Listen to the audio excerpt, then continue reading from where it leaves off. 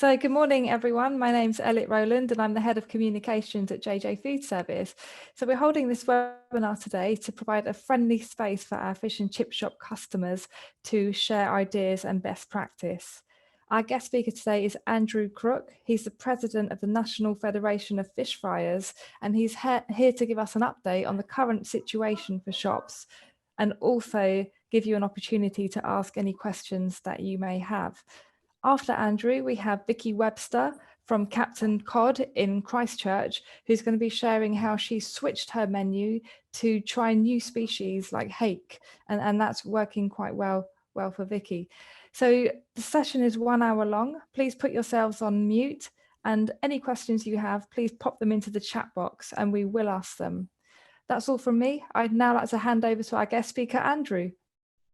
Morning all, thanks Elliot, and obviously Elliot's made the introduction, so as you can see I'm just in the NFFF boardroom, so I've got all my predecessors there going back to 1913, so and up to present day.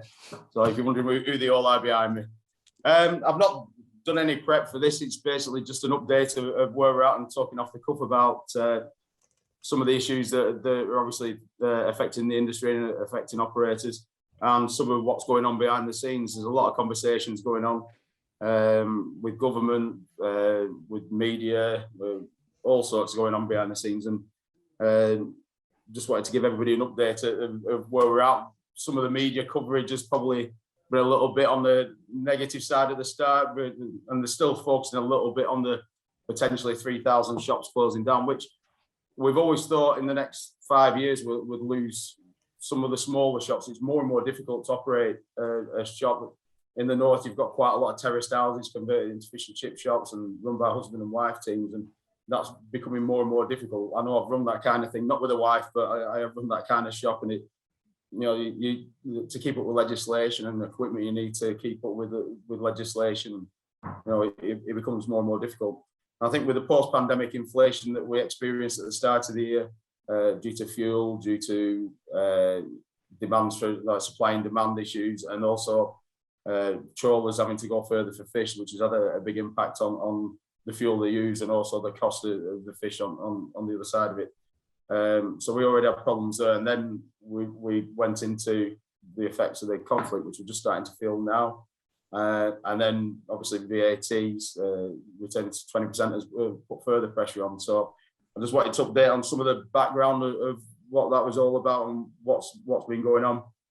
So obviously we had the spring statement, which we were hoping for a little bit of comfort from. And I've met a couple of MPs through my role with the British Takeaway campaign, and I met with a guy called Simon Jupp, who's chairman of the All-Party Parliamentary Group for Hospitality and Tourism, who's a great guy, conservative politician, understands hospitality. He was dead happy to talk to us. He understood our needs.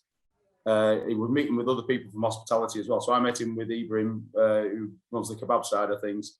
And the two of us are quite a team to face. Because obviously Ibrahim's an immigrant who's done well, and he has a few restaurants on the South Bank. And obviously I'm British, so we tick all the boxes, and both of us are passionate about what we do.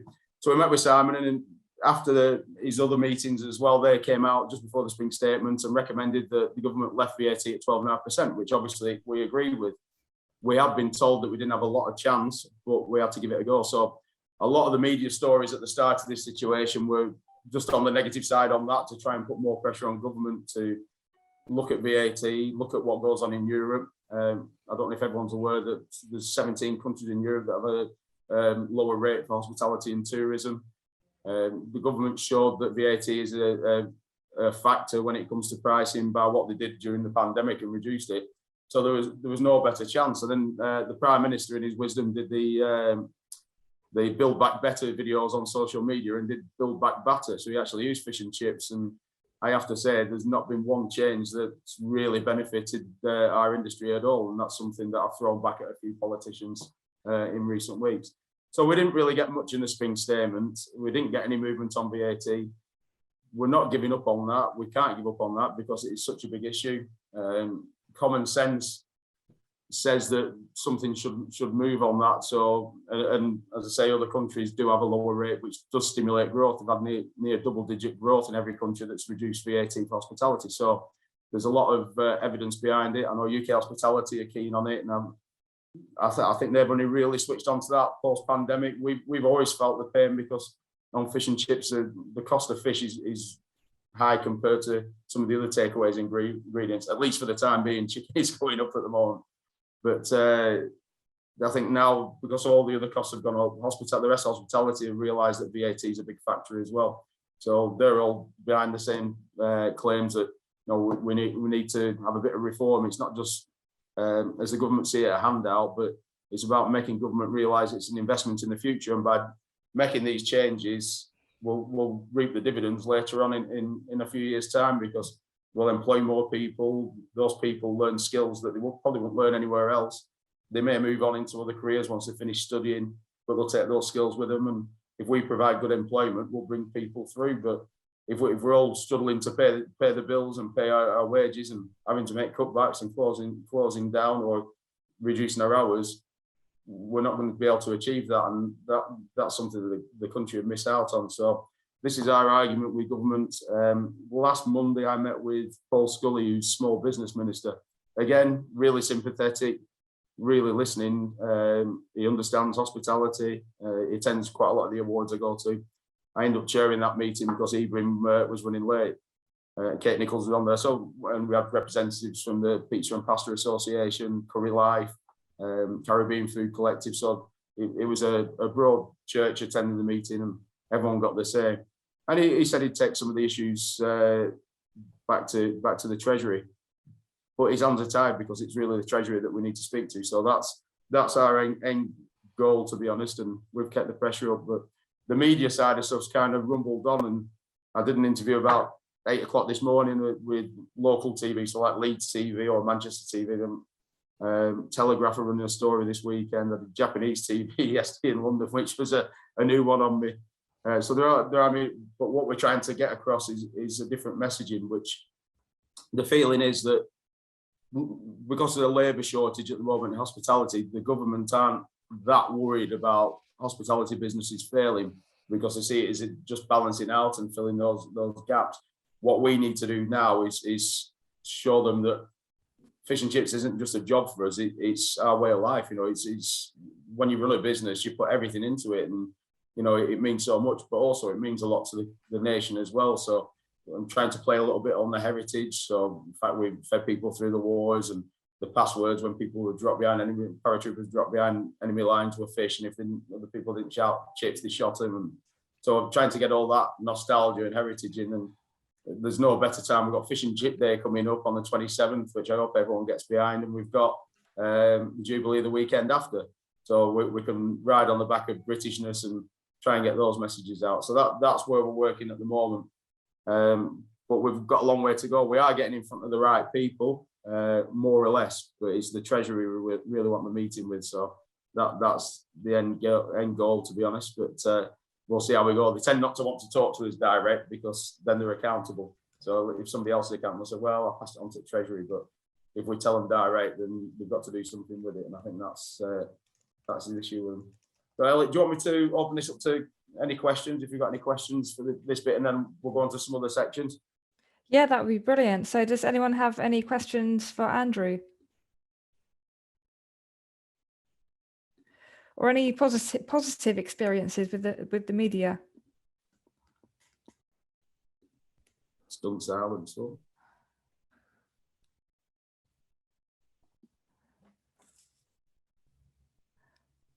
That's okay. We'll just keep going, Andrew. I'll move on then. So obviously everyone's experiencing what's going on with fish, and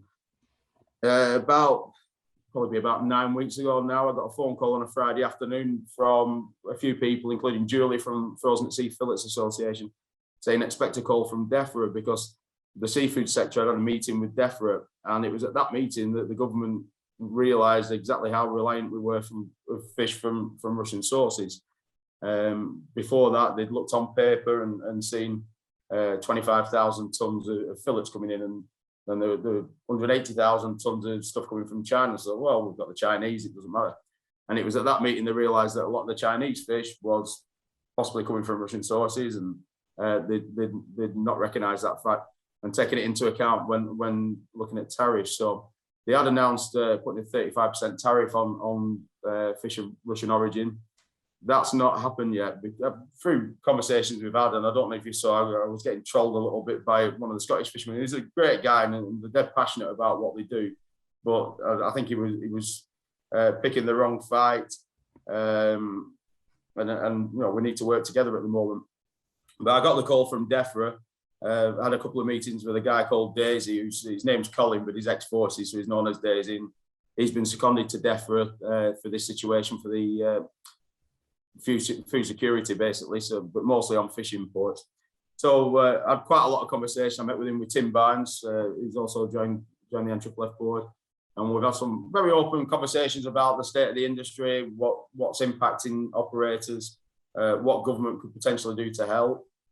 They're looking at alternative species, which I know people want cod and haddock, but I know Vicky's going to be talking about some of the alternatives later, so I'll not go into great detail on it, but it can be useful to put other options on your menu, and at least if somebody complains about the price, you've got something at a lower price point and say, well, you can have that, but if you want cod and haddock, you'll have to pay a little bit more. So yeah, the fish is definitely a major issue, and you've got America bans imports of Russian fish or fish from Russian origin, so that's put further pressure on some of the other sources of fish for us. So, but as I said earlier, the cost of fuel is having a massive impact, so the trawlers are having to go further, catch the fish because the quotas have been reduced, so they're still in to catch. So that's why I've just seen a question about sizes, and there's certain sizes you can't get. I can't get 32 plus skinless, boneless at the moment, so I'm on boning in my own shop. And then things are getting a little bit tight out there. So it's a combination of quite a few factors, but DEFRA are working on this, and they've found a source of Alaskan pollock that's not Russian, and they're looking at other alternatives as well for us, and obviously hakes are one of the options that's knocking about at the moment. But for me, it's people always want cod and haddock, so some people will pay a premium. You get the odd one that complains, but you know, where people might try something else, but they'll come back to cod and haddock ultimately. But unfortunately, this isn't a short-term blip. Prices might hold where they are. If we get the tariff at 35%, it might force the prices up.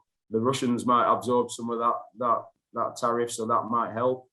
Talking to the Norwegians yesterday, there's elements in Norway that are talking about a ban on Russian imports, which will affect our prices as well. So it's not a rosy picture for fish, but comparatively speaking, it's been reasonably cheap for so long, and I think there's a bit of a balance being addressed, and it's just coming up to a price, and it is painful, but I do think for a long time we've undersold fish and chips, and I think we need to try and change consumers' attitudes towards cod and haddock, because it is a premium product, and if you look at it in the supermarkets, it's about the same price as steak. So I think consumers need to respect it a little bit more, and that's probably part of our job to get that messaging out to them, and convey the message about the provenance and the passion that goes into it, the investment that goes into the industry to bring that fish to the plate. So there's a lot of work going on behind the scenes, and I think DEFRA will probably help support campaigns in the future, because it's in their interest to get people to try and consume some more domestically caught fish, and just try and steer people or take some of the pressure off cod and haddock, because going forward, I still think they're going to be a little bit reluctant to be that reliant on fish from Russian sources, or so much from one source, because as events have shown, it's not great. The other threat is potentially Putin banning the export of white fish, which is unlikely to cut the supply off to China. So things like fish fingers and processed stuff that comes in from China will probably still arrive. So retail and some other food service will be all right, but fillets that come in direct will be affected. So we're likely to feel the brunt of that. So I was on a call probably about a month ago with Victoria Prentice, who's Minister of State for DEFRA, and there were quite a lot of people on it, and she singled out me for the fish and chips because she wanted to hear, because we are that directly affected. So it is a serious threat, and with my role, I've had to try and get people ready for what potentially could happen. And in the early stages, and even possibly now, we run the risk of losing all that fish into the market. And it's not just into fish and chips, it's what goes into processes like Young's and Hilton's, who would probably end up closing down if they didn't have that fish. So they'd be trying to buy everything that we're currently buying now, and it doesn't even bear thinking about what would happen. So that's the big threat at the moment. So we have to take it quite serious. But yeah, I understand everyone's frustrated paying for the fish. I'm worried about it myself. So my fish bill's gone up probably 100%. So yeah, it is a big worry. And I'm looking at, I'm going to have to do more hours in my shop because cut back on what I do travelling wise for the NFFF role, because I need to keep my wages down, and that's unfortunately just the facts of life at the moment. So the same, we open up questions on fish, and I've got oil and potatoes after, but I saw a few questions coming in. If you can see them, Elliot, that's all. Yeah. So why is it so difficult to get hold of skinless and boneless cod, especially 6 to 8? Yeah, well, I think some of that comes down to production on the trawler, because it does slow it down, doesn't it, doing the boning? So whatever they say, I know they've been struggling with catching. It's not been great, and the quotas are down 20%, and they're likely to be reduced again. So that it's not, you know, we're going to see less fish on the market. But I know on the trawler they use hydro cutters to do the boning on the hole, or the more modern ones, and it does slow the process. It's a bit of a bottleneck, so maybe that's the reason. You'll get told all sorts of reasons, but you don't always get a straight tail. I think that's probably, and I know merchants are very helpful, so speak to your merchants, but I'm the same. I can't get hold of boneless cod at the moment, so I'm just having to work with what I can get. So, and I think the tight grading as well, you know, they're pushing things through the production, and I think again that probably slows things down in production. So I think that's probably the reason. But I know I've just got the questions up here and said, yeah, price of a box has gone up £100 a box. Yeah, we're all living that dream. I don't think there is any solution. I've seen people saying, can you tell me another supplier, because my supplier's gone up to this. Well, I think everybody's in the same boat. And when you look at wet fish, I had this discussion with the British fishermen. One, they can't catch enough to supply our industry. We need around about 50,000 tonnes, and we just don't catch that much. It's not in our waters. It's just impossible. But two, the price of that, they're saying our prices haven't gone up. Well, they have now, I believe, because it's supply and demand. So if people are buying it, the more people who want to buy it, the higher the price is going to go. So there is no quick solution to this, and that's why we've been saying, look at your menu, look at your costing, and make sure that you're not giving fish away. It will help the industry in some respects, because it'll help get those big portions down that some people do. It might not help their business though. Unfortunately, if that's your USP, that you give a massive amount of chips and a massive fish, then it's going to be difficult to turn that around. And some of the shops I've seen close are probably on that kind of business model, where they've done a lot of either very cheap deals or big portions to trade on quantity. And I think that's probably something of the past now, because we're into a couple of years of this at least. So it's not going to be something that will blow over very rapidly. Is it too time consuming, Andrew, for shops to buy bone-in fish and debone it? Well, it takes a bit more time, and you've got a bit more waste. So the weight of the fish you're buying are boneless, there's no boning, whereas you're cutting the pin bone out, and if you're not careful, you can waste a lot of fish. But I've started doing it in my shop. But to be fair, I'm doing 32 plus, so it's a longer bone, a bigger bone, but there's less fillets to take the pin bone out of. But it's fitted in all right with me. For me, it's more quality, and I've always used boneless, because my theory has always been that when they're processing for boneless on the trawler, they're going to pick the fillets that will give them the best yield, so the thicker ones, and so that's why I've always used it. But to be honest, the quality of what I'm getting at the moment is still pretty good. I'm happy with it. So it's just a little bit more work, and you've just got to. I'm not there all the time, so I've got to hope my manager, who's pretty good, spots all the bones and gets them all out. So. But you still have to do that with boneless anyway. You're still going to have a check. But no, it's just a little bit more work, but we have to do what we have to do to get through. That's unfortunately the situation we're in. But my biggest fear is not being able to get the 32 plus and having to go into different sizes. Because when I've done that, I've had complaints in the shop, because people are used to what they buy from you, and quite often they're not understanding. So a lot of the media I've tried to put in that please, consumers be understanding. If they see changes in a shop, understand it, it's being forced upon us, and if you don't use us, you lose us, and that kind of messaging. So hopefully that'll help a little bit. Time will tell. Are you trying anything different on your menu? Yeah, I've gone the same way as Vicky. I've got hake on at a cheaper price point, and I've then put farm sea bass on, and I've gone more expensive than cod and haddock on that. It was Mark Bertrue that taught me that. Have something expensive on the top of your menu, and it makes everything else look cheaper. So and it does work, and I'll not sell a load of them. I don't mind eating it myself, but it's IQF anyway, so it's not costing me anything. It's not eating anything. It's just in the freezer. So just decided to give that a whirl, and it seems to be working so far. Only sold about 4 at the weekend, but as I say, it's doing a job for me, even if I'm not selling it. That's brilliant. Any other questions for Andrew? We'll keep going then, Andrew. Well, I'll crack on. The oil's obviously the one that's grabbing the headlines now, and for me, it's the one that will potentially catch people out because fish might be expensive, potatoes might be expensive later in the year, which I'll come on to, but if we've not got oil, we can't really cook any of them. So that's going to be the big risk. So again, I've been talking to DEFRA on this, and yes, I had a meeting with representatives from Malaysia. It's a PR company in London after doing some work. So and they want to up their production. So what's essentially happened with the oil? A lot of it comes out of, sunflower oil comes out of Ukraine. Obviously, that's not going to happen. They're not going to be planting that much of it this year, I'm sure. So we're going to have major problems getting all the sunflower oil. So the shops that use that are going to be looking at alternative sources. When it comes to rapeseed, we've had a poor crop, so there's not a lot of that about this year. Although when I was travelling up on the train yesterday, there was field after field after field. So that might be better later on in the year. And then palm oil, they've had problems with COVID in the growing areas, so staffing problems. And then the Indonesia, because they're short of oil and they can't get any oil from other sources, have decided not to export any oil, and that's about 1/5 of the palm oil that comes into the country. So, and palm oil is used in so many products, it's something we really can't do without. And I know there's a lot of negativity about palm oil. If you watch Dragon's Den, you'll see Deborah Meaden banging on about palm free, and that's completely the wrong messaging.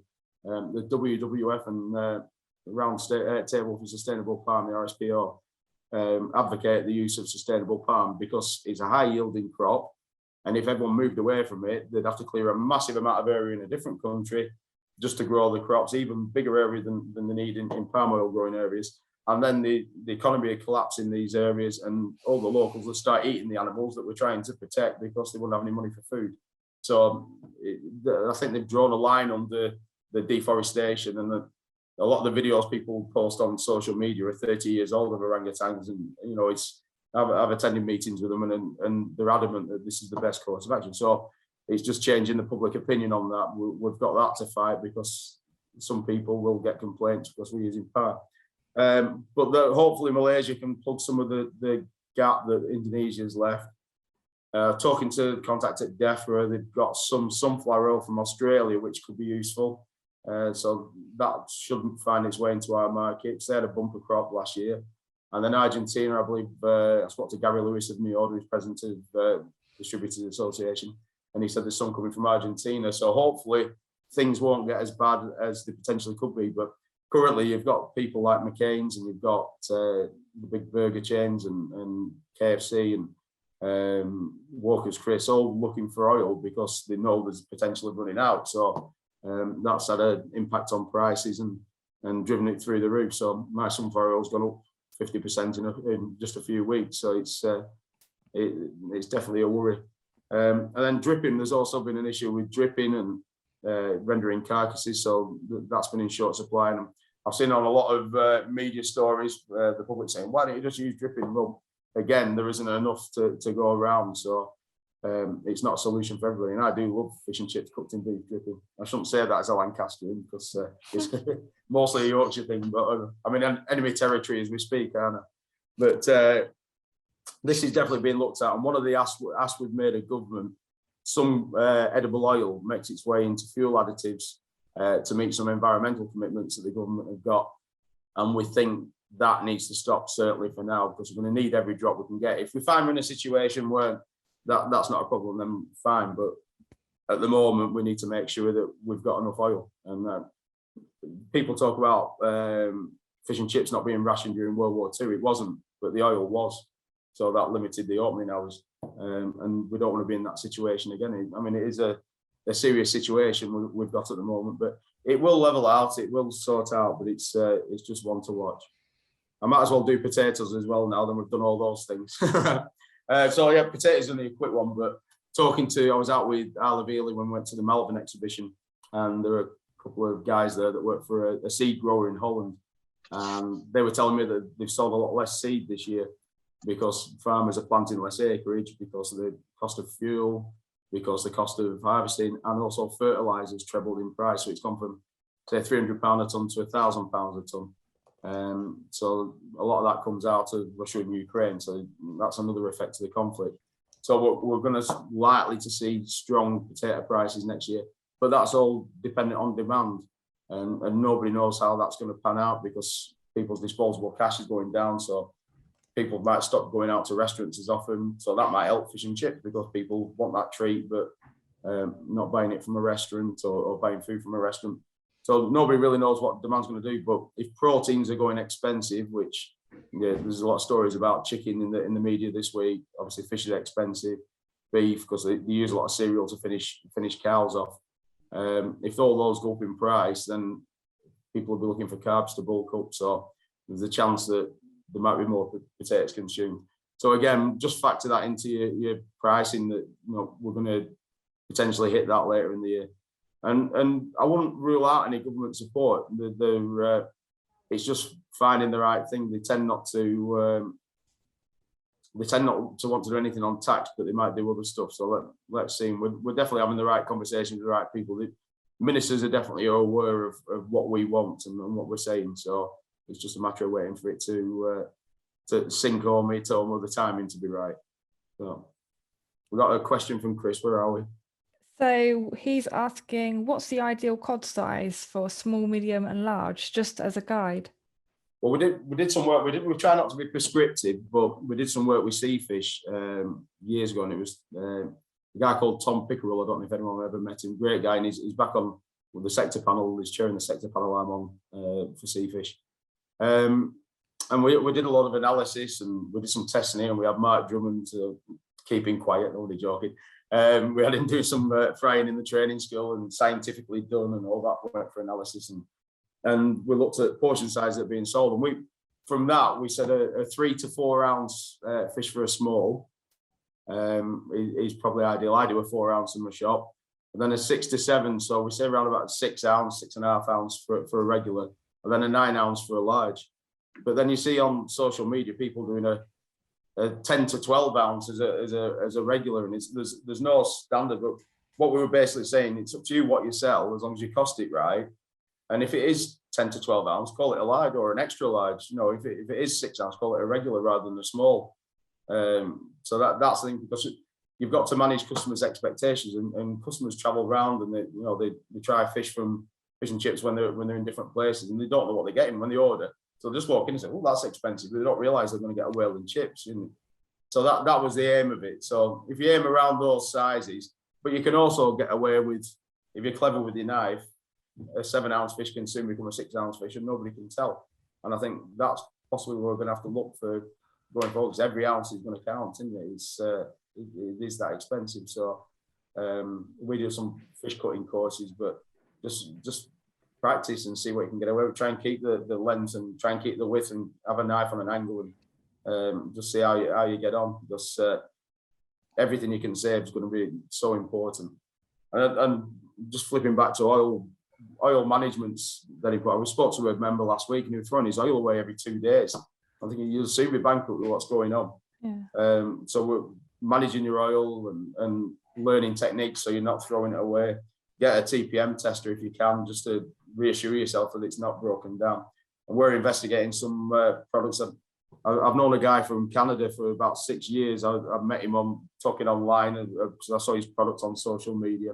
And I finally met him just before lockdown at an exhibition at Excel at the beginning of March in 2020. and he sent over last year one of the units, and it's like a catalytic converter that sits in your pan, and it's full of ceramic beads, and it just prolongs it takes all the impurities out. As oil breaks down, it takes those long chains out, and then when you change your oil, you just put it in oil once a week, just put it in a pan and boil it out, and that seems to work. So we're exploring that a bit further. And then also there's another product which is a disposable ceramic thing that you put in your pan and then throw that away.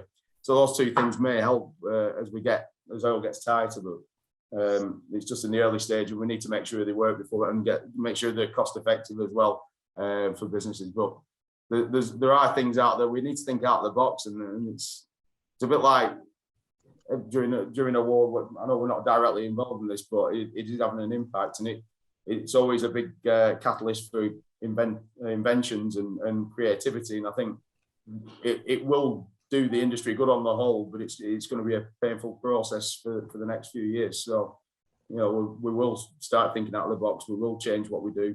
Hopefully, we will achieve a higher sale price for products and a better margin, and we'll get better at marketing. But for now, it's just going to be a tough time, I think. So Andrew, quick question. Yeah. So the oil maintenance guys, is there anything that you can share that we can share afterwards? Yeah, we've probably got some stuff I can send out. But it's basically making sure you don't have your oil too deep, and trying to replenish a third a day, and keeping certain things away like water, and make sure you're not putting ice crystals in. And I tend not like my utensils that I use for frying. I tend not to wash those. We just give them a wipe over, because you always get a residue of soap on there, which will break your oil down in no time. In my hot box, so I fry my sausages separately in a fryer, but I've also got a gastronome tin with a perforated thing on top to put sausages in the cabinet. So any trans fats that drop through, collecting that, and they're just discarded. So little things like that, but I'll try and put something together and get it over to you. I'm sure you've got plenty of time. What's happening with, so this is from Jeffrey Warren, what's happening with taking control of our waters after Brexit? We were supposed to be fish rich. Well, unfortunately, the fish we want isn't really in our waters. There's a little bit, but the vast majority of it is a demersal species, so it likes cold, deep water. So you're looking further north around Iceland and into the Barents Sea, and that's where the biomass is. So yeah, we've got mackerel and herring in our waters. We've got some plaice, hake, and gurnard and things like that, langoustines. One of the conversations I had with DEFRA was, do you think we can get your customers to move from cod and haddock onto langoustine and gurnard? I'm like, well, if it's the only thing we've got, yeah, but it's not a difficult, it's not an easy swap, it's but I think going forward we need to encourage customers to use some of our domestic catch, and I think it's a good thing to set you apart from other shops in your area as well, because if they're just doing fish and chips and you've got things like langoustines on your menu, it sets you apart. So that's one of the benefits from having a little bit more of a diverse menu. But yeah, it's just the fact that the fish isn't there that we want, and that was quite a lot of the argument in Brexit, which is probably a bad argument to have. I'll just reading the question. The problem with Iceland and Norway, cod and haddock, it's a finite resource. So I've just been to Iceland a few weeks ago, so we met the Ministry of Fisheries, and they went through their quota system, and they only catch 20% of the biomass. If they catch any more, they used to have a policy, because Iceland's mostly fishing communities around the coast. Out of 300,000 people live there, 200,000 live in Reykjavik, and everyone else is just dotted around. And MPs used to have a discretionary amount of quota to hand out to these fishing communities. And they ended up with it in a situation where they're giving away 35% or catching 35% of the quota, and fish stocks plummeted. So they've now taken control of that. So they'll only catch 20% of the quota of the biomass. So they've got to have that finite resource. So then it's a free market. So depending on demand, there's only so much to go around. And if America's not buying Russian, then it's going to have to buy from somewhere else. And that quota is shared out in the Barents Sea. The big worry now is if there's a fallout between the likes of Norway and Russia, they might be banned from fishing in Russian waters, which the Norwegian fleet don't fish in Russian waters, and Norway fishing Norwegian waters. They'd follow the fish. So if they can't follow the fish, we could end up in a situation where they're not catching anything. So that, again, would be a big worry. But the conversation's been had about upping quotas, but they just won't do it because it's like money in the bank. And the longer you leave it in there, it's gaining interest because it's bulking up. So it's not in their interest. And the other problem we've got with haddock, there's a lot of juvenile fish, which are probably 2 or 3 years old, and they just need a few more years to mature so that they can catch them. So in a few years, we'll be in a better situation with haddock. But for the time being, there's a lot of small fish, and they're not for catching that as well. So I mean, the skippers, while I was over there, were saying that they're doing well to avoid the haddock. There's that much, but it's all very small. So hopefully there's a bounty timer in the future. So only one more topic as well. I just wanted to mention the National Fish and Chip Awards, which was run by Seafish for 30 odd years. We've just taken control of. We'll be launching hopefully in the next few months. And so somebody's coming. Right, Caroline Murphy's just arrived. So we're launching in the next few months, and we're looking at a ceremony next February. So we're just about to sort the date. So we'll keep everybody up to date, and it will be changing. And we want to try and get as many people involved as possible. So brilliant. Thank you so much, Andrew. I have one final question, actually. It's obviously challenging, tough time for shops. What's your key message about how to tackle the next 18 months? You were talking about just hanging on. Yeah, well, I think people just need to keep a very close eye on their expenditure. So I think have a spreadsheet with all your outgoings and all your income, just as a barometer for your business, and have a rolling total, so a rolling average, because I've got a manager that does my ordering, and sometimes if she's in the mood, she buys happy, so she spends more that week than she will do another. But over 4 weeks, it averages out. It's so just keep a very close eye on it. Keep an eye on your margins. Try and be clever. Reduce your waste, because people think about how much things cost, but they don't think about how much they're throwing away. So and maybe look at your menu, and I know Vicky will talk about expanding your menu, but there might be some things you can take off, which could be a distraction. So I've taken large cod off just for the time being, because I had too many sizes, and you think just working out my yield, it just added an extra. I do it for the odd customer and my regulars that come in for it, but I just thought it was wise just to take them off for now. But yeah, he's just keeping an eye on things and keep talking as well. It's going to take a toll on people mentally as well as in the bank account. So we all need to support each other and talk, and that's what the NFFF's all about. It's about having that common interest and that voice. So we're there representing you, but we're also there to support everybody. So keep talking, and anyone got any problems, pick up the phone and get in touch. Brilliant. Thanks, Andrew. You've been absolutely amazing. I'm now going to introduce our next speaker, who is Vicky Webster, the owner of Captain Cod in Christchurch. Hey, Vicky. Hiya, you're right.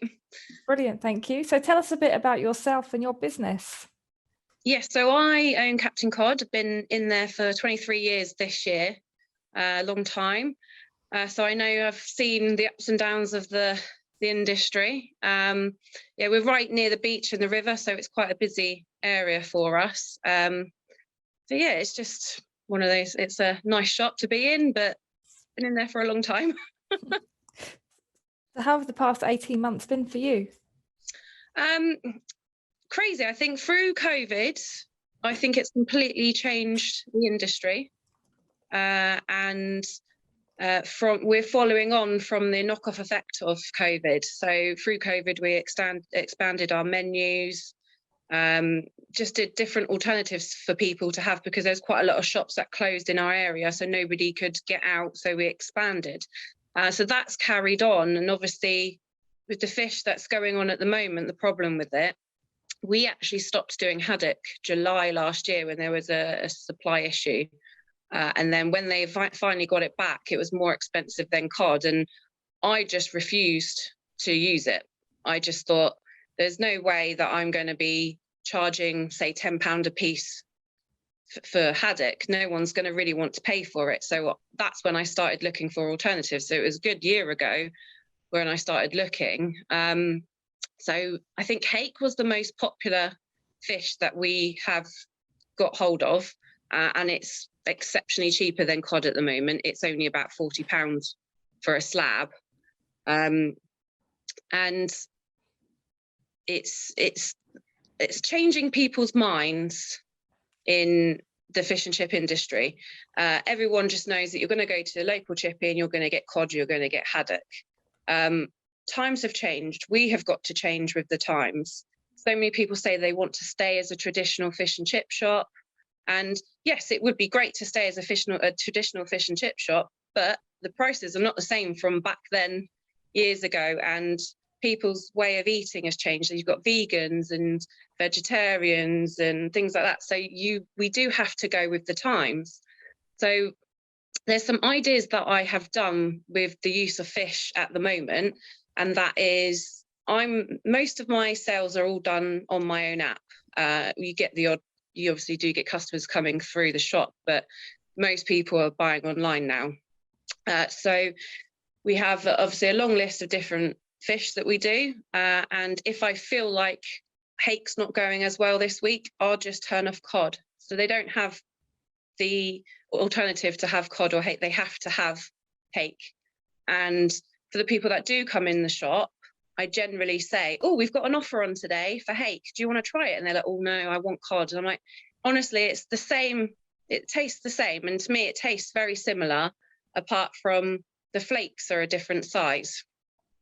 And apart from that, you probably wouldn't even know the difference. And I've always done a special of £6 for, it was cod and chips years ago, but I've changed that to hake, and we have some really specific customers that come in that are desperately wanting just cod. But I said to them, if you can't tell the difference, or if you can tell the difference, I'll give it to you free next time. And as you think some people might use it, but they none of them have noticed the difference. They've all said it tastes just as good.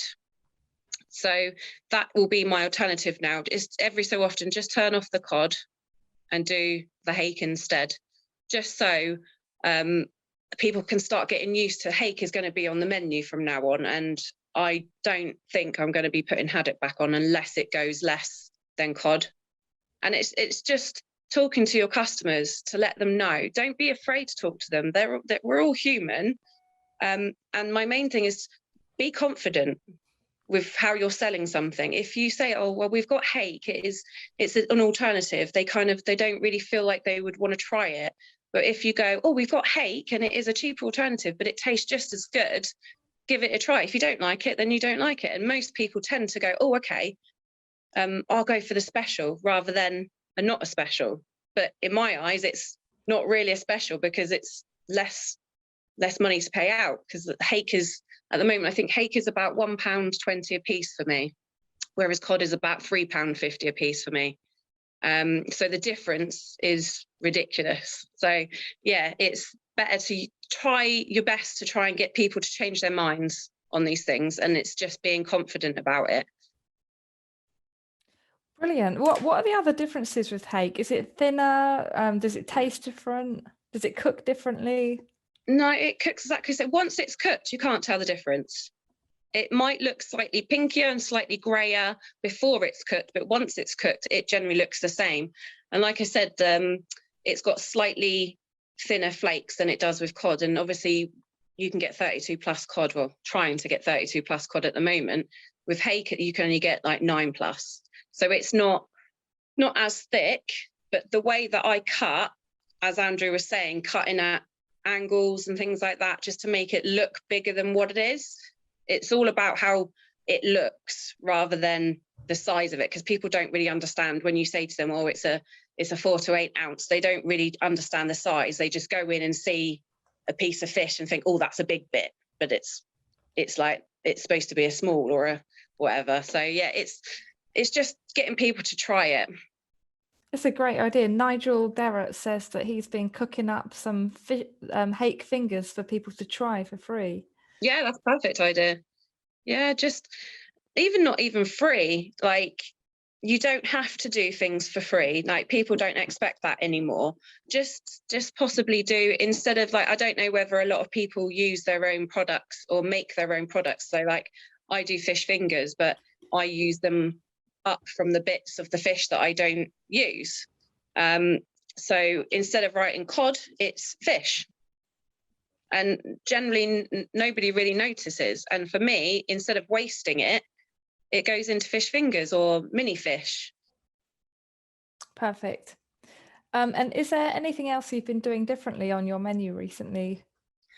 Well, when you get special offers through the suppliers, they generally just say, oh, we've got this on offer at the moment. And I managed to get hold of quite a lot of fish fingers, obviously not the ones that I was making, but they worked out very, very cheap. So in the end, I started doing a fish finger share box where you get 20 fish fingers for £5, which is you're making 3 times the amount of how much it's worth.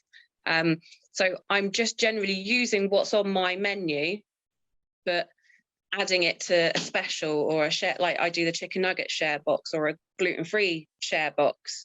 Just put it in as it's a share box. You know, it's bigger than what you should get, but it's slightly cheaper. But when you work it out, it's not really that much different, because obviously they're buying more, so you're getting more profit.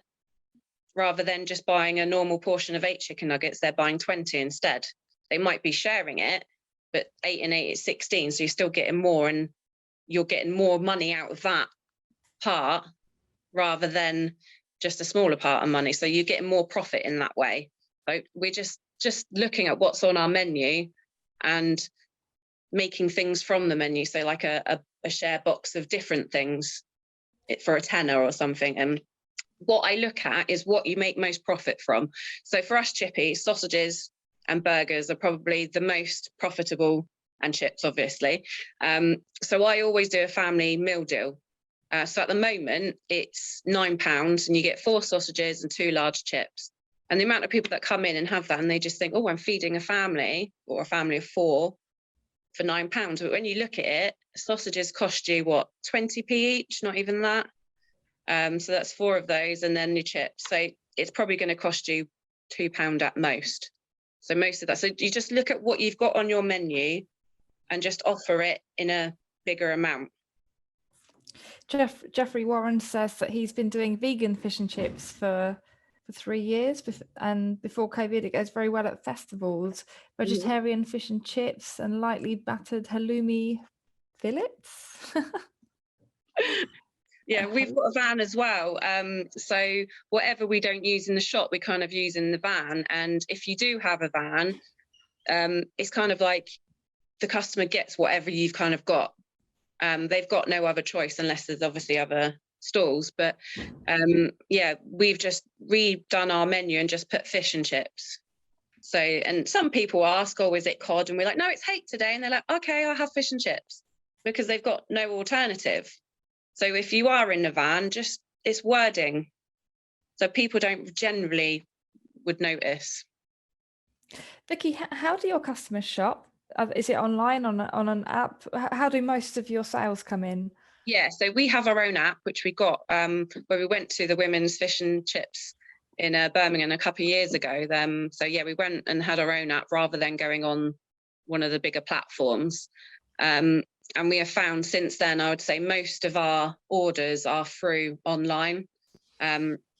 It's a shame because you don't get to see your customers as much, but you don't also get to hear how angry they are when a price goes up. So I'm quite happy with that. You do get the odd people come in through the shop and that, but yeah, it's mainly online now because I think that's how the world is going.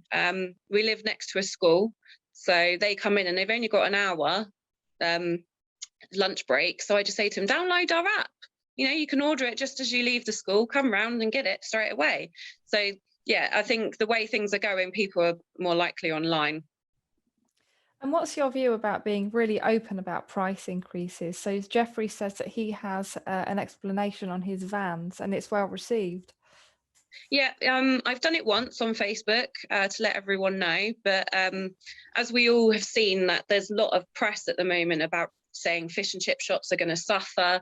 And when you read through the comments, you can see how horrible some people can be. And I think it's quite a lot of bad press at the moment. And that's because I think we keep pressing it into the press. And there was a local article talking about what's going on, and a local fish and chips shop got really badly slammed, which I thought was quite unfair. So I've just literally said to my customers once on Facebook, what's going on? It's going to go up and down, mainly up. But once you kind of once we kind of got over all of this, then I will explain again about what's happening. But the less you kind of say, I mean, when people come in the shop, they're like, oh, you can't get hold of place. And I just go, with what's going on at the moment, it's just really difficult to get hold of it. But as soon as I can get it, then it will be back on the market. But unfortunately, this is happening to everyone. It's not just us. So you just have to be confident and not try to push it too much. And do you find that when customers are ordering online, they order differently compared to when they order in the shop? Do they order more? Yeah, definitely. When they come into the shop, you can see them adding up how much it's going to be, and then they're like, oh no, maybe not. But when you're sat at home and you're on the app, I've done it plenty of times, and I've ordered online. I've gone, oh, I'll just have that, and I always order more than what I should do. So the average order on the app is about £19 per order, whereas in store it's about £15. So it's a massive difference. So what's been the impact on your sales and how are customers responding to the changes that you've been making? They've been fine. I think because I've been here so long, and I just kind of view them as friends and treat them as friends and just be honest with them. They're quite happy with it, what's going on. No one's complained and said, oh my God, this has got really expensive. You get the odd people that say, oh, my fish was bigger last week. And you always have to say, well, it's done from a certain weight. And they're like, oh, okay, I didn't really understand. They just look at what it looks like. They don't think about weight. So you just have to tell them that. But people are paying a lot less now for a meal because they're choosing not to have fish or cod. So for them, it's better. And for me, it's better because there's more profit in it. I'll be quite happy if I don't have to sell cod at the moment. And if things come to shove, like, I will turn it off. I'm not scared of what people might say because it's what's best for my business. But every so often it will go on, it will go off, even if it's just half an hour. You think within that half an hour, there was probably 10 orders or something that wanted cod, but instead they've got hake and they've not complained about it. And then they've got to try it. So now the more people are using it, it's a cheaper alternative, and I'm selling more of it now because of it. Fantastic. And what are your plans for the future, Vicky? Just to kind of carry on how it is. I mean, there's nothing, we have to hold on at the moment with what's going on. Just hold on, keep going, do things that you think is best for your business, not what anybody else is saying, because every shop is different. Like Andrew is saying here, he's taken large cod off of his menu, whereas I've got mini, standard, large and jumbo. So I've got 4 different sizes. So I can have the ability to turn it off if I've got some left, or if I haven't got any left, I'll turn it off so that people buy the smaller ones. But for me, mini bits of fish are the best bit to sell because it's just all your offcuts. And I've found that a lot of people buy mini cods now. But in my eyes, that's more profit than buying a jumbo because there's not that much difference in it, but you're charging a certain amount for a mini and it's just your offcuts, and people are happy with that. Well, it sounds like you're doing a really brilliant job. So well done to you. Is there any advice or tips that you'd like to share with anyone today? Like I said to you, do what is best for you in your shop. Don't let other people say on Facebook or whatever. Just do what's best for you. Try different things. Don't be scared to try different things. Like, I'm constantly trying things on my menu and I'll put it on, and if it doesn't go in the shop, I'm sure my kids will eat it, you know. So it's just trying things all the time, and thinking outside the box now. Like Andrew is saying, the way that you do your oil and filtering it, like my van doesn't have a filtering system, but my shop does. So what I do is when I've done a festival, I take all the oil out and then I filter it through the shop so that it saves with oil and things like that. Making your batter fresh and only making a little bit at a time. Just doing little things that can try and help save money. And like some of my items, I've got like chicken strips that used to be 8 in a portion. They're still the same price, but they're now 6 in a portion. So just work out what is best for you and what can make money for you. Nigel is asking, are you worried that if you turn cod off, people might go elsewhere? They generally don't. When you've got your regular customers, I mean, if they are desperate for it, most of the time, it's quite funny. If someone really wants it, then they will ring the shop and, are you sure you've run out of cod? And I'll go, oh, hang on, let me just have a look.